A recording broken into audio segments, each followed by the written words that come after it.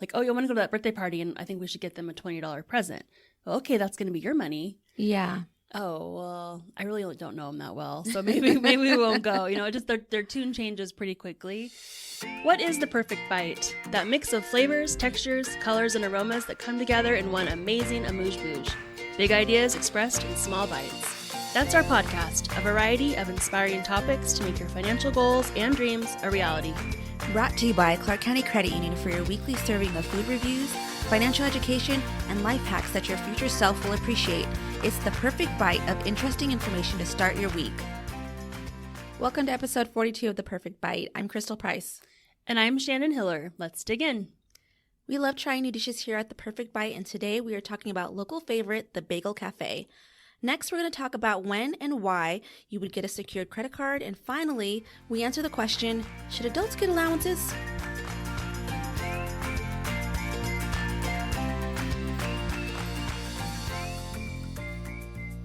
This week we're sharing a fun local spot known for business lunches and family get-togethers.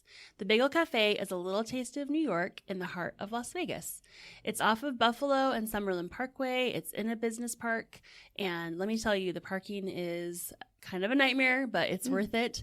Get there early, get there late, or just plan to walk. When you go inside, it really does feel like a New York deli. Now, Crystal, you lived in New York for a bit, and I've been able to travel there. Did you go to any of those classic New York delis while you were there? I did. Only a few, though, because honestly, a lot of times just getting the street cart guy was a good bagel. So, and I was in college, so. Right. Yeah, it can get a little pricey. We'll talk about that in a minute. But everyone, will say, was a little nicer inside than my experience. Some of the New York delis, it was like, if anyone ever watched Seinfeld, that soup Nazi episode, you kind of feel like you had to get in line and get to the right spot. Know your order. Yeah. So they would say they were efficient, but very pleasant and nice, and they moved you through. So I really wanted to go more for the bagels and the desserts. The dessert case is beautiful. Literally, I took a video that we'll show you guys on social media, but I was mainly there for a black and white cookie, which I discovered on a girls' trip to New York more than 20 years ago. Have you ever had a black and white cookie? I think I've seen them, but no, I have not. Yeah, they're not even like a cookie texture. I would say they're almost like it's like a little cake, but it's a cookie and has almost like an almond flavor on one side and then chocolate on the other. Oh, that and sounds really good. They're just chewy. It was perfect. It was really good. And then I also got a few bagels because I'm at the Bagel Cafe. I had to try one, and they were so good. Just the right consistency. They had a ton of different flavors, very fresh. I would definitely recommend picking those up. I think a lot of people get them for their office parties or get-togethers. Just a nice Friday. Breakfast or something. Yeah, exactly. So I did get a deli sandwich, for research purposes. But to be honest, that just isn't my favorite type of food because they're so huge. I mean, they're like, I don't know, 5 or 6 inches tall. Yeah. And I'm like, I can't even eat this. So do you remember when McDonald's had those bagel sandwiches in the breakfast time? Did you ever get those? No, I don't remember that. I used to. And yeah, they're huge. I mean, so I can just imagine an authentic bagel shop. That's like a whole other level of huge. Very, very... it could have been 2 or 3 meals, honestly. So if you're going to go with someone else, I would recommend you do get a whole sandwich. Because, for example, I got the Cajun turkey sandwich on sourdough, and a half sandwich was $16, and a full was $18. Oh, okay. So you're like, well, I might as well get a full at that point. And so you can share that with someone. The cookies were about $4 to $6 each. And, they were a little bit pricey just to make you feel like you're in New York, maybe, spending those New York dollars. But they were definitely worth it. And I think next time I would try some of their other flavors, their other cookies, and get a box of bagels for the team for breakfast. So they also have a lot of plated meals that I think would be good if you had time to get a table. I was there kind of in and out, and honestly, the parking was tough. I knew I'd have to just kind of run in and run back out. So I would recommend going there, taking your next girlfriend lunch or work lunch as well. I'll check it out. If you have a recommendation for a restaurant or dish for us to try, send us a message at theperfectbite@cccculv.com. We are always open to new ideas.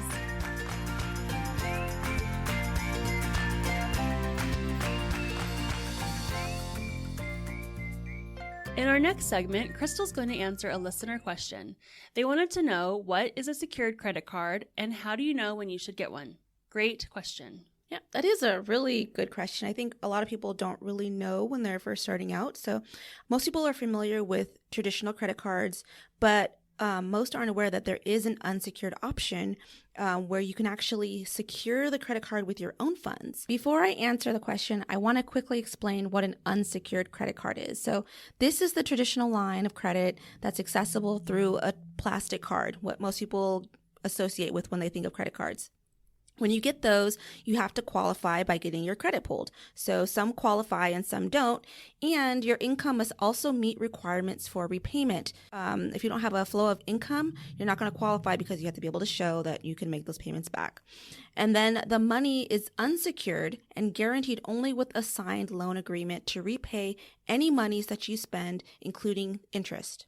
Another thing about unsecured credit cards is because it does qualify you with the credit pull, you get this reported to your credit history on a monthly basis. So every time you make your payment, that gets reported. Any money that you owe, that's reported as well. That helps with your debt to income ratio, things like that. Then there are secured cards. Have you ever had a secured card before, Shannon? I haven't. I have, and I will get to that in just a second. So I'm going to tell you the details of a secured card.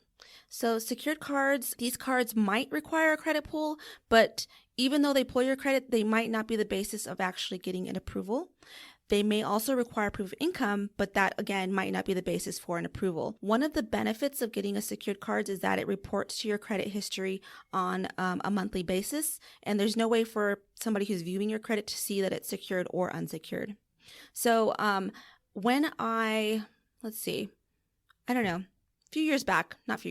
long time back, I was having very bad credit and I needed to find a way to rebuild my credit. And so a secured card is a great way to do that, to kind of rebuild that history that maybe was not so great. But because my credit was bad, I didn't qualify for a traditional unsecured credit card. So I had to secure it with my own funds.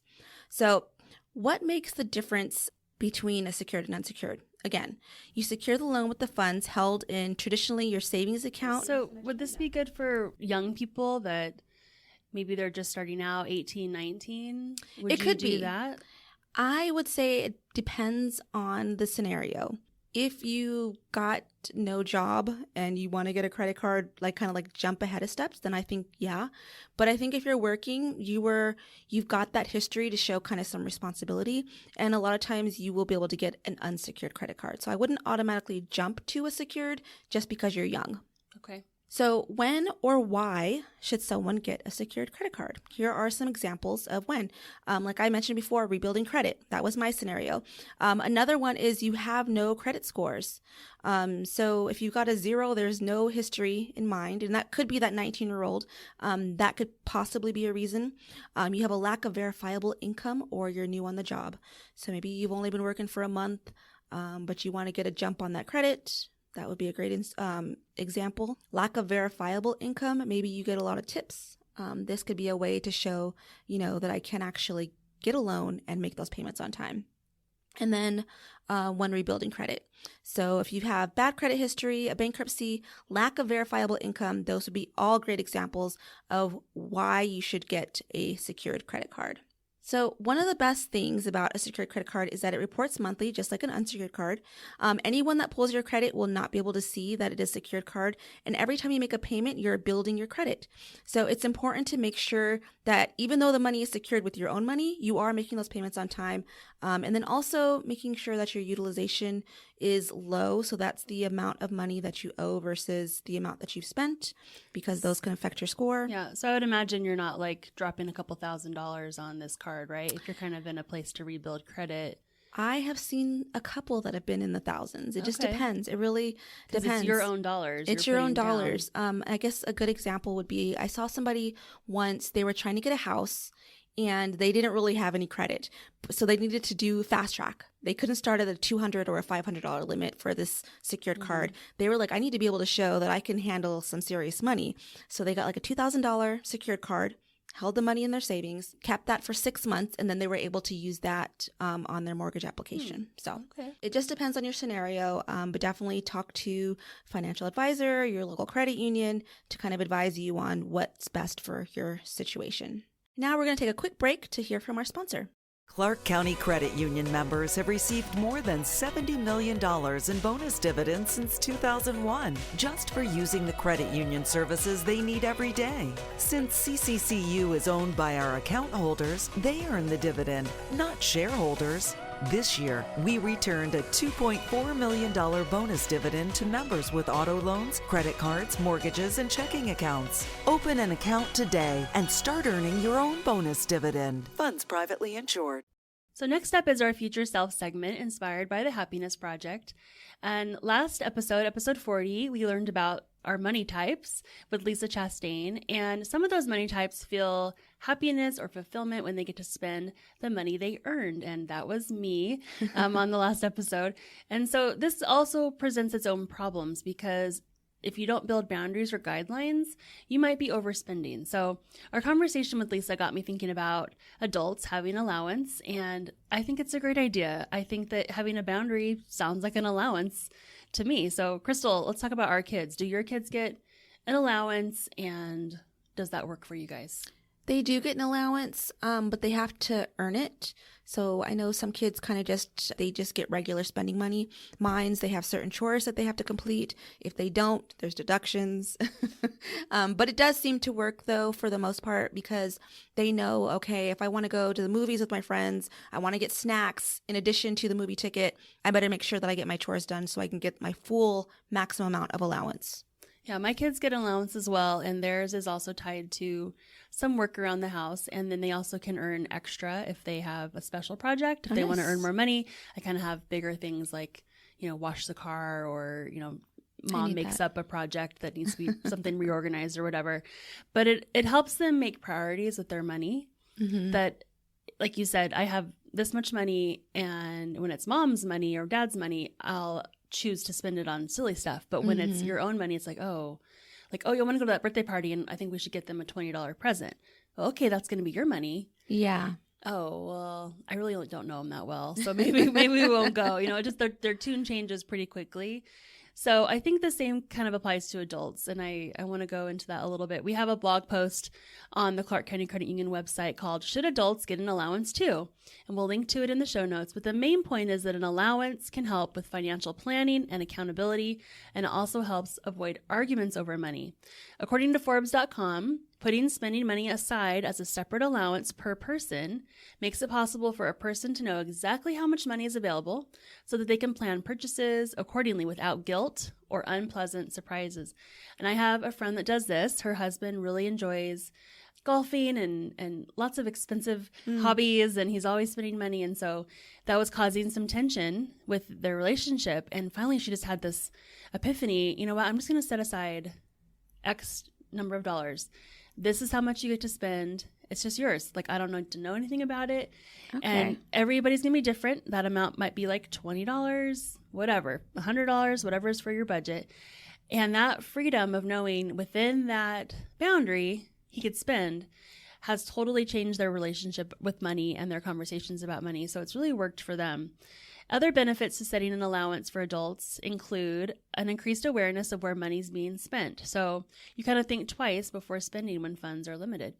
No more impulse buys. Like the kids example you gave. Exactly. It's like, do I really want to spend that there? I've only got, $50 left in my budget. Yes, it definitely makes you consider before you swipe that card.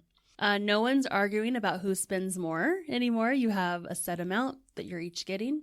Budgeting becomes simpler with a flat amount set aside for personal expenses. And when you're spending less, that means you're saving more. So all around, I think that an allowance sounds pretty good. What do you think? Would allowance work at your house, Crystal? I think it would be hard to initially start because I do like the freedom of just, okay, if I'm at the store, I just want to buy it. I don't want to think about what's in my budget. But I mean, it would make you save more if you had that track of, what's left, what you've already spent. I think it's good to have just an amount where it's like, this is the amount that I can spend without maybe discussing it with my significant other. Mm-hmm. What's that comfort level? So, maybe it's early on in your financial journey, it's a lot lower, but it's like, I don't need to consult with anyone. This is within that range. Yeah. And even doing something like that, like this is the threshold where we need to talk before we spend this money, and establishing that amount. I think that would be good as like a first step. And then lead into maybe having an allowance. So I just think if it's good enough for the kids and we're seeing benefits for the kids, then the adults should look at it too. Give it a try. We want to hear from you. Send us your financial questions or money topics that you'd like to learn more about, and don't forget any fun local food recommendations. Our email is theperfectbite@ccculv.com. Thank you for listening to this week's episode, brought to you by Clark County Credit Union. For additional money management tips and financial calculators, check out our website at ccculv.org. Now that was The Perfect Bite.